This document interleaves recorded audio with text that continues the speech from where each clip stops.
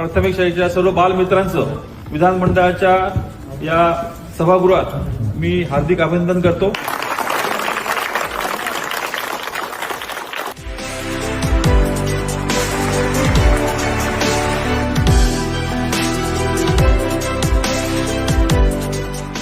माननीय अंबादासजी दानवे साहेब, विरोधी पक्षनेते, महाराष्ट्र विधान परिषद, आपण उपलब्ध करून दिल्याबद्दल आपले जिल्हा परिषद प्राथमिक शाळा बिसेवाडी तसेच शिक्षण विभाग पंचायत समिती वैजापूर आणि जिल्हा परिषद छत्रपती संभाजीनगरच्या वतीने मी आपले खूप खूप आभार व्यक्त करते। धन्यवाद।